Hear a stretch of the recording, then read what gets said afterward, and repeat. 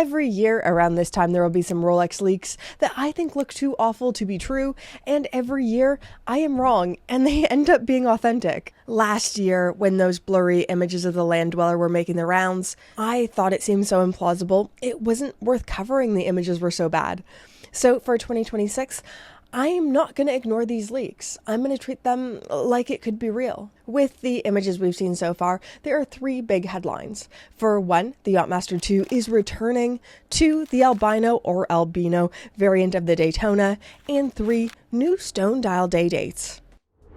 Let's start with number 1, the return of the Yacht-Master II. If this is true, this would be a shock to the system. Rolex discontinued this model in 2024, so really recently, due to poor sales and performance and polarizing design being quite busy with a 44mm case diameter.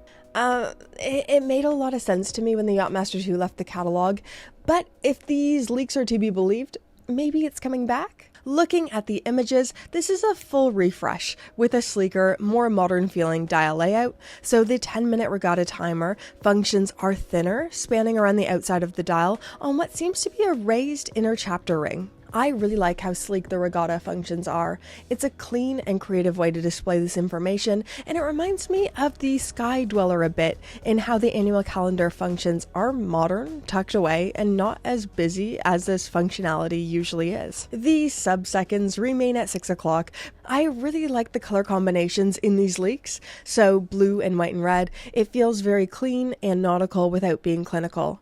PCLs, or polished underlings, are still there, which tracks with the Yacht-Master. I really like this from a design perspective. Cohesive, on brand, maybe even more on brand than previous generations. Another thing that makes me think this could be authentic is back in 2023, Rolex filed a patent for a new Yacht-Master II movement, one of their most complicated yet, countdown time, which can be set between 1 and 10 minutes, and according to this patent, functionally, you would use the 4 o'clock pusher while the chrono is stopped, rather than the command bezel.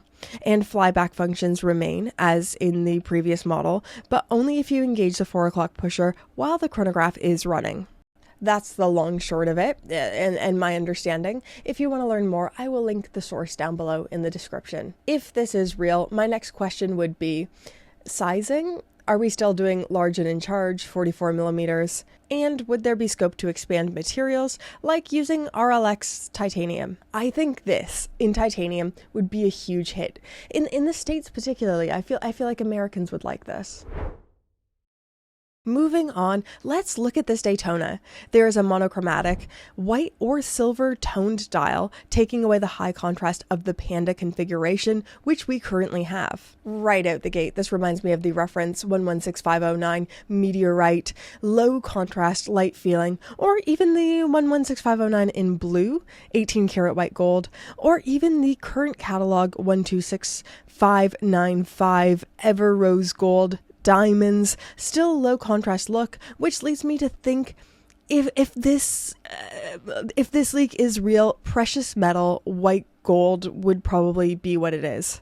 I've seen some speculation that this might replace the stainless steel white dial.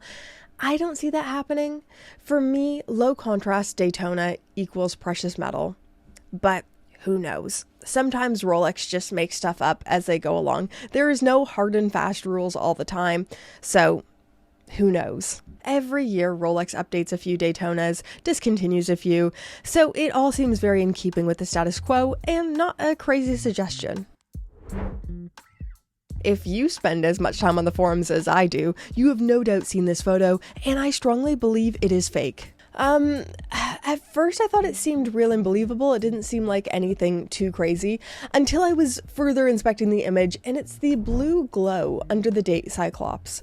This seems like a clever edit, but it's the only part that doesn't make sense. If you go on the Rolex production website, every single model has a white shadow in this location, even on the flat color dial, the green-black GMT. If I was to put my money on it, I'd say this is fake, this is an edit, but a very cool idea. I think there is a reason why this wasn't included with the other cluster of leaked photos. If this was real, this would be juicy. This would absolutely make the cut to be featured with the other photos. I believe the blurry leak is real. This is not. People have been talking a lot about the 100-year anniversary of the Oyster case for Rolex, but there is another big anniversary for the day date, celebrating 70 years. This seems to be a jade dial day date, or a green stone of some sort. Jade would be more in line with Rolex though. It's extremely expensive and highly sought after compared to other green stones. My hunch would be platinum case material, as the current stone dial, the turquoise set, is only available in platinum 36. This seems completely plausible.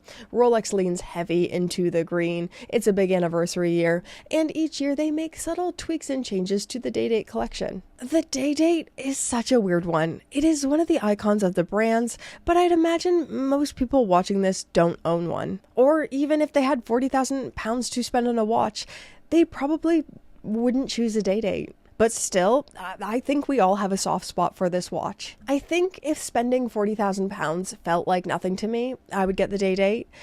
But with my current financial life, a £40,000 watch would be far and away the most expensive watch that I have. And there would be other things I choose over this. I'd love to be in the position to get one day. 36 millimeters, probably gold. That seems classic to me. I'd love to know your thoughts on the day date.